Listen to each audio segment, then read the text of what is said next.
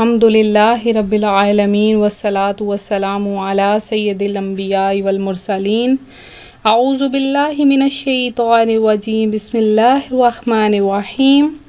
अल्लाह के नाम से शुरू करती हूँ जो बहुत ही मेहरबान और निहायत रहम करने वाला है। रूहानी वज़ाइफ चैनल की तरफ से तमाम व्यूवर्स को अस्सलामु अलैकुम वरहमतुल्लाहि वबरकातुहू। मैं अपना चैनल रूहानी वज़ाइफ के साथ आपकी खिदमत में आयतुल कुर्सी के हवाले से एक रूहानी वजीफ़ा लेकर हाजिर हुई हूँ।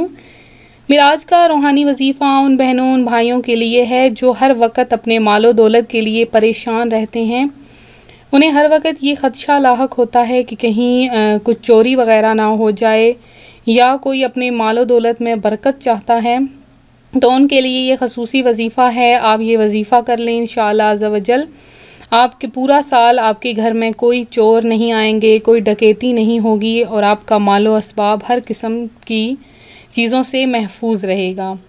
तो अपना वजीफ़ा बताने से पहले मैं अपने तमाम नए आने वाले व्यूवर से गुजारिश करती हूँ कि मेरा चैनल रूहानी वज़ाइफ ज़रूर सब्सक्राइब कर लें और साथ में बेल आइकन के बटन को भी दबा लें ताकि हर आने वाली नई वीडियो की अपडेट्स आपको मिलती रहें।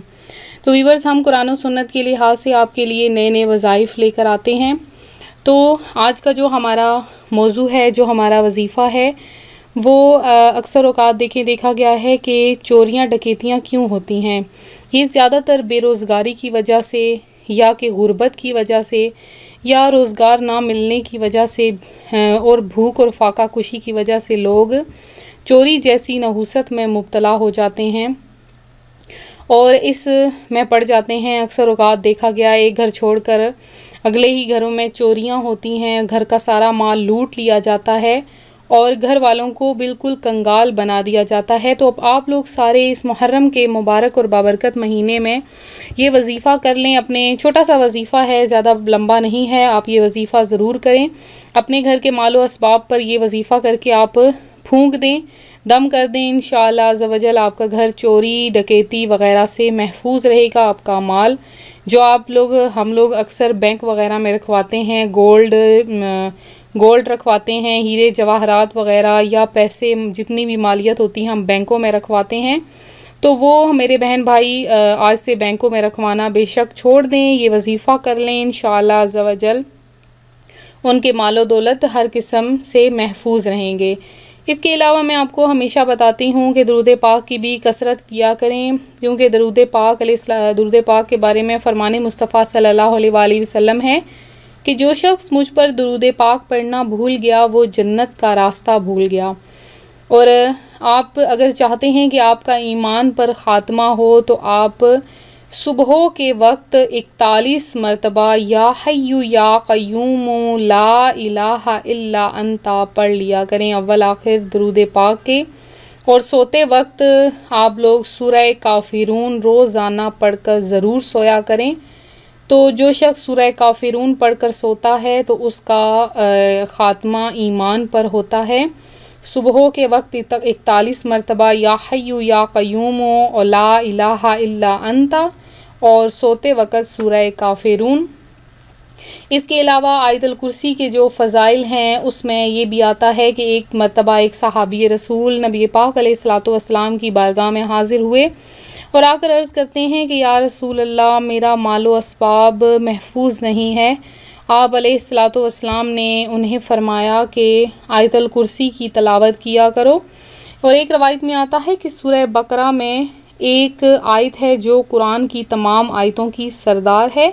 वो जिस घर में पढ़ी जाए इस घर से शैतान भाग जाता है और वो आयतुल कुर्सी है। इसी तरह से अमीरुल मोमिनीन हज़रत सैयदना अली करमुल्लाह वजहुल करीम फरमाते हैं कि मैंने हुज़ूर अकरम सल्लल्लाहु अलैहि वसल्लम नूरे मुजस्सम को फरमाते सुना कि जो शख्स हर नमाज के बाद आयतुल कुर्सी पढ़ता है उसे जन्नत में दाखिल होने से कोई चीज़ नहीं रोक सकती। वो मरते ही जन्नत में चला जाता है और जो कोई रात को सोते वक्त इसे पढ़ेगा वो इसके पड़ोसी और आसपास के दूसरे घर वाले शैतान और चोर से महफूज रहते हैं। इसके अलावा जो शख्स हर नमाज के बाद आयतुल कुर्सी पढ़ता है वो मरने के बाद जन्नत में जाएगा। वो शैतान और जिन की तमाम शरारतों से महफूज रहता है। अगर मोहताज है तो चंद दिनों में इसकी मोहताजी और गरीबी दूर हो जाएगी। जो शख्स सुबह शाम और बिस्तर पर लेटते वक्त आयतल कुर्सी और इसके बाद की 2 आयतें खालिदून तक पढ़ता है वो चोरी, गर्क, आबी और जलने से महफूज रहता है।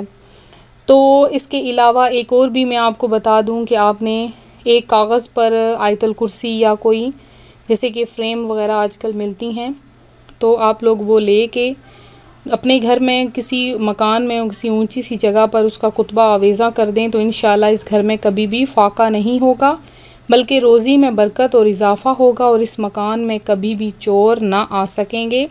जो मैं आपके लिए मुहर्रमुल हराम में आयतल कुर्सी का ख़ुसूसी वजीफ़ा लेकर आई हूँ वो भी आप गौर से सुन लीजिए।